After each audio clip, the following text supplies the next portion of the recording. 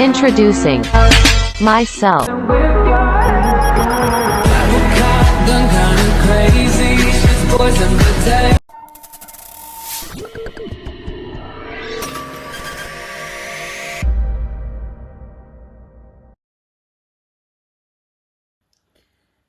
Oke, baik. Selamat malam rombongan teman-teman. Saya akan mempresentasikan hasil proyek klasifikasi gambar hewan menggunakan Python. Dalam proyek ini saya membangun model pembelajaran mesin untuk mengenali dan mengklasifikasi gambar hewan seperti anjing, kucing, ayam, dan kuda. Metode yang digunakan meliputi CNN dan CNN yang masing-masing memiliki kelebihan dan kekurangan.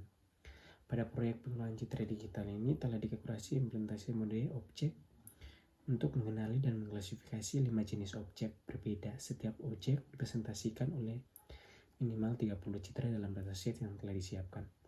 Tujuan dari proyek ini adalah untuk membangun sistem klasifikasi objek berbasis citra digital dan mampu mengidentifikasi objek secara optimis dengan tingkat akurasi yang baik. Metode pengenalan objek yang digunakan dalam proyek ini mencangkup proses ekstrak fitur dan diklasifikasi menggunakan pendekatan yang sesuai dengan evaluasi kinerja dilakukan berdasarkan hasil pengujian terhadap dataset yang telah tersedia. Oke, baik. Di sini saya akan menjelaskan apa itu KNN dan apa itu CNN. Yang pertama itu KNN. KNN adalah algoritma klasifikasi berbasis jarak. Algoritma ini mengklasifikasikan data baru berdasarkan kemiripan jarak terdekat dengan data latih yang sudah ada. Yang berikut itu CNN adalah jenis algoritma deep learning yang sangat efektif untuk pengolahan citra atau gambar. CNN meniru cara kerja otak manusia dan mengenal objek visual mata dan otak. Oke, baik. Mari kita masuk untuk data KNN-nya untuk melihat hasil run dari data KNN tersebut.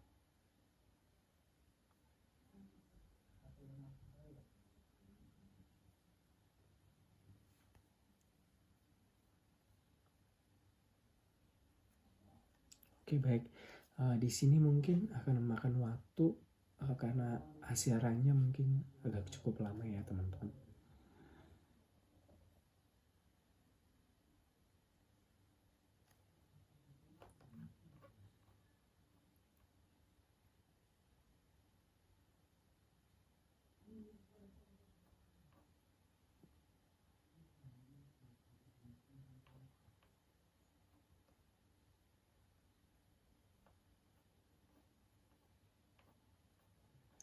Oke, baik. Yang teman-teman sudah lihat sendiri, ini data KNN-nya.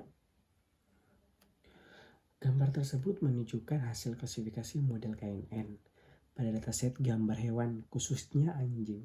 Masing-masing gambar menampilkan label true adalah label asli dan print adalah label prediksi model. Warna hijau menunjukkan bahwa prediksi benar, sedangkan warna merah menunjukkan kesalahan prediksi.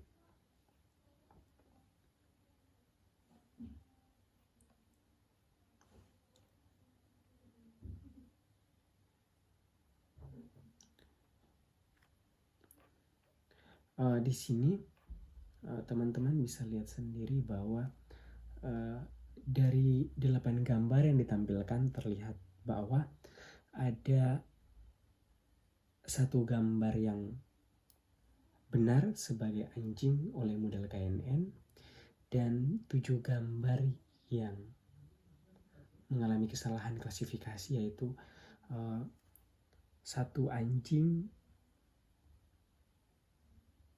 prediksinya sebagai kuda dan satu yang keduanya itu anjing prediksinya sebagai bebek. Yang berikut yang ini itu anjing prediksinya sebagai kucing, dan ini yang benar true-nya anjing, prediksinya betul anjing. Yang berikut di bawah sini juga sama, ada kesalahan klasifikasinya. Oke, baik. Kita masuk ke yang berikut.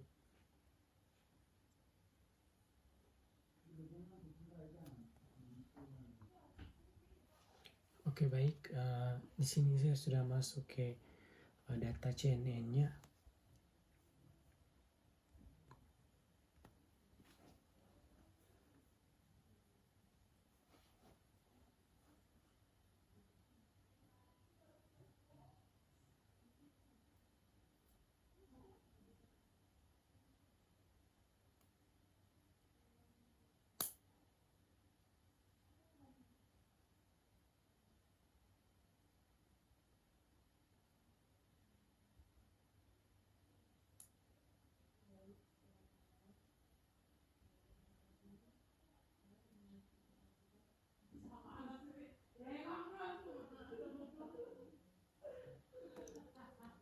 Oke, baik. Di sini sudah terlihat untuk data CNN-nya. Gambar tersebut menampilkan hasil prediksi model CNN terhadap 8 gambar hewan. Label true menunjukkan label asli dan berarti adalah hasil prediksi dari model. Warna hijau berarti prediksi benar, sedangkan warna merah berarti prediksi salah. Dari hasil klasifikasinya itu ada 2 gambar anjing yang dikenali sebagai anjing dan salah 6 gambar anjing salah dikenal sebagai kuda atau kucing. Di baris yang pertama itu gambar yang pertama itu salah karena anjing diprediksinya sebagai kuda, dan gambar yang kedua itu anjing diprediksi sebagai kucing. Di gambar yang ketiga itu benar karena anjing sangat dikenali sebagai anjing dari tekstur bulu dan mukanya. Oke, baik. Ini untuk data CNN-nya. Yang berikut itu saya akan memperlihatkan untuk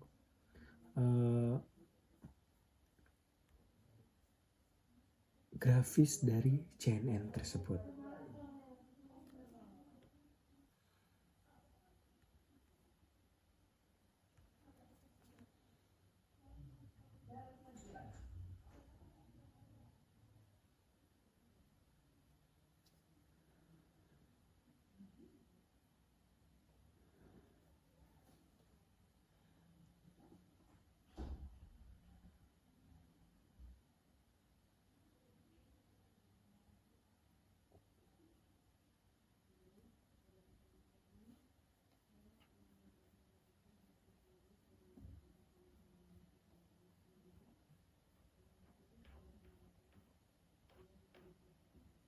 Nah,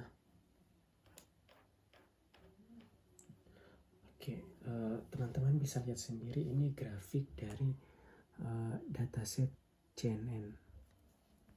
Gambar yang teman-teman lihat terdiri dari 2 grafik utama yang menunjukkan kinerja pelatihan model CNN. Grafik ini umum ditemukan saat kita melatih model klasifikasi gambar dan digunakan untuk mengevaluasi berapa baik model belajar dari data. Untuk grafik kiri yang training and validation akurasi, itu tujuan penampilan tingkat akurasi model selama pelatihan. Teman-teman bisa lihat sendiri bahwa